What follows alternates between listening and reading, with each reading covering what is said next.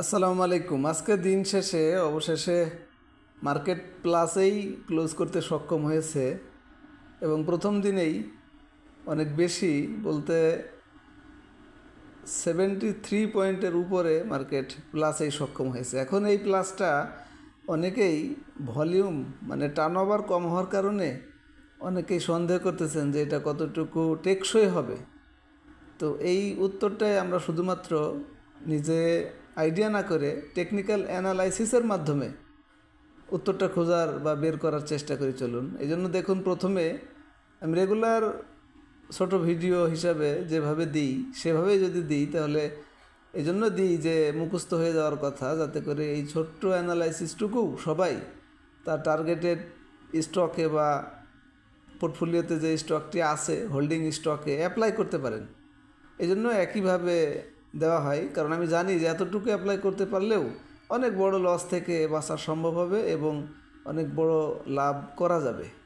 ছোট ছোট stop loss দেওয়া সহজ হবে। তো সেটা দুইটা পার্ট করেছি। সেটা হচ্ছে কুইক, যেটা বোঝা যায় মুহূর্তে মুহূর্তে আপডেট হয়, একটা হচ্ছে ক্যান্ডেল এবং তার অবস্থান, দ্বিতীয়টি হচ্ছে ভলিউম, এবং থার্ড নাম্বার এবং সবচেয়ে বেশি কার্যকরী যেটা এবং বোঝা সহজ সেটা হচ্ছে হিস্টোগ্রামের বার। তো এই তিনটা সাথে সাথে দুইটা ইন্ডিকেটর ইউজ করি একটু কনফার্মেশনের জন্য। সেটা হলো মুভিং অ্যাভারেজ 14 দিনের যেটা, আর ম্যাকডি। আর কনফার্মেশনের জন্য আরেকটা যেটা ইউজ করা হয় সেটা হলো সাপোর্ট এবং রেজিস্ট্যান্স। তো চলুন, কুইক ডিসিশনের যে প্রথম তিনটা অর্থাৎ ফার্স্ট পার্টের সেটি একটু বলি। সেটা হলো ক্যান্ডেল এবং তার অবস্থান। আজকের ক্যান্ডেলের নাম হলো মারুবুজু ক্যান্ডেল। এই অবস্থানে অর্থাৎ এরকম 5-6টা বিয়ারিশ ক্যান্ডেলের পরে একটা মারুবুজু ক্যান্ডেল চার্টের যেখানে হোক সেটা অবশ্যই ভালো। তার মানে কী দাঁড়ালো, ক্যান্ডেলের চেহারা এবং অবস্থান দুইটাই ভালো। সেকেন্ড থিং হলো ভলিউম। ভলিউম দেখুন গতকালকের চেয়েও কিন্তু আজকে কম। গতকালকে ভলিউম ছিল 351 কোটি টাকা, বাট সেটা আজকে হয়েছে 304 কোটি টাকা। তো এখানে বেশ কিছুদিন ধরেই, অবশ্য বেশ কিছুদিন বলতে এরকম জায়গায় পৌঁছালেই ভলিউম দিয়ে ওইভাবে পজিটিভ বা নেগেটিভ অ্যানালাইসিস তেমন কিছু থাকে না। এখানে অনেক বেশি বেড়ে গেলে বা অনেক বেশি কমে গেলে তখন আমরা একটা এই ভলিউম অ্যানালাইসিসটা করে একটা আইডিয়া জেনারেট করে মানে অ্যানালাইসিসটা বের করে নিয়ে আসতে পারতাম যে এটা আগামীকালের জন্য কতটুকু পজিটিভ বা নেগেটিভ। যেহেতু প্রায় কাছাকাছি 300 কোটি টাকার ঘরে ভলিউম এসে গেছে, বেশ কিছুদিন ধরে চলতেছে আপনারা জানেন। তো এখানে মেজারমেন্টে তেমন কিছু নাই। তবে আমরা ইন জেনারেলি যেটা মানে টার্নওভারের ব্যাপারে পজিটিভ হওয়ার সাথে সাথে আমরা দেখতেছি সবাই টেকনিক্যাল অ্যানালাইসিস যারা ফলো করেন বা করেন না, তো অতটা নেগেটিভও কিন্তু আবার না। কারণ এর আগেও আপনারা দেখেছেন, এই কথাটা আমি বললাম, যে এই ক্যান্ডেলটার যে ভলিউমটা হয়েছিল ওদিনও কিন্তু আপনার 346 কোটি টাকা ভলিউম ছিল, তারপরে কিন্তু আমরা ছোটোখাটো একটা মোমেন্টাম দেখতে পেরেছি। তো সুতরাং ওইভাবে মেজারমেন্ট ভলিউম দিয়ে না করতে পারলেও নেগেটিভও সেরকম চিন্তা করার কিছু নাই। এটা হলো সেকেন্ড থিং। থার্ড থিং হলো আপনার হিস্টোগ্রামের যেটি বার, যেটি বলা হয় দেখুন যে হালকা হওয়া এবং ছোট হওয়া, তো সেটি কিন্তু আজকে অনেকখানি আগাই গেছে একদিনেই। মার্কেট 73 পয়েন্ট প্লাস হওয়ার কারণে একদিনেই কিন্তু আপনার দেখুন গত দিনের যে গাঢ় বড় আপনার বারটি ছিল তার চেয়ে অনেক বেশি, অর্থাৎ আর অল্প কিছু পয়েন্ট প্লাস হলেই মনে হচ্ছে উপরে একটা গ্রিন বার ক্রিয়েট করতে সক্ষম হবে।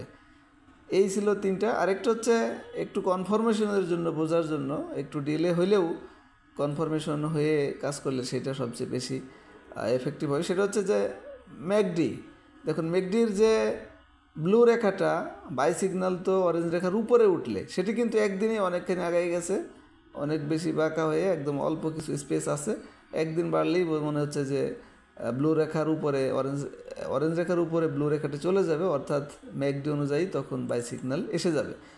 আর মুভিং অ্যাভারেজ 14 দিন যেটা, সেটা তো আরও বেশি কাছে। মুভিং অ্যাভারেজ যে 14 দিনের ভ্যালু এই মুহূর্তে 5,179, বাট মার্কেটের অবস্থান 5,178, অর্থাৎ আর 1-2 পয়েন্ট প্লাস হলেই কিন্তু এই মুভিং অ্যাভারেজ 14 দিন ইন্ডিকেটরটি অনুযায়ীও বাই সিগন্যাল এসে যাবে। আর সবচেয়ে এখন গুরুত্বপূর্ণ যেটা দেখার বিষয় সেটা হচ্ছে এই রেজিস্ট্যান্সটা।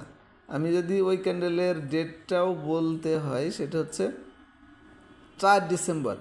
4 ডিসেম্বর যে ক্যান্ডেল উঠছিল হাই 5,265, বেশ কিছুদিন ধরেই বলা হইতেছে তো ওই ক্যান্ডেলটার হাইয়ের উপরে ব্রেকআউট করে যদি ক্লোজ করতে পারে তাহলে এই প্যাটার্নটা সবচেয়ে সুন্দর হয়ে যাবে, টেকনিক্যাল অ্যানালাইসিসটা ভালো হয়ে যাবে।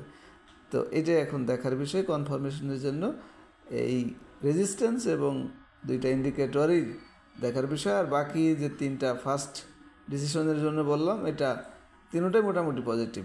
আশা করি মার্কেটটি খুব সুন্দরভাবে বুঝতে পেরেছেন। যাদের ভিআইপি মেম্বারশিপ নেওয়া নাই, যার কারণে আজকে কোনগুলো বাইয়ের জন্য সাজেস্ট করতেছে আপনারা দেখতে পারেন না ট্রেড আওয়ারে, তারা আমাদের অফার চলতেছে জানেন, 2 বছরের প্যাকেজ 3600 টাকা ছিল, এখন 3000 টাকা, অর্থাৎ 600 টাকা ডিসকাউন্টে অফার চলতেছে।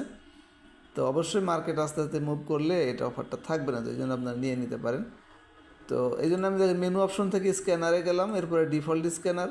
এখন প্রথমে আমি একটু দেখাতে চাই ম্যাকডি অনুযায়ী আজকে কোনগুলো বাই সিগন্যাল দিল। 18টি স্টকের নাম আপনারা দেখতে পাচ্ছেন, এই 18টি ম্যাকডি অনুযায়ী আজকে শর্ট লিস্ট।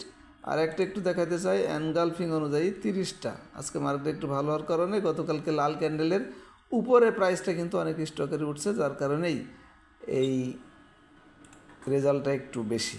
আশা করি মার্কেট অফার এবং সার্চ রেজাল্ট সম্পর্কে বুঝতে পেরেছেন। ধন্যবাদ সবাইকে, ভালো থাকবেন, আসসালামু আলাইকুম।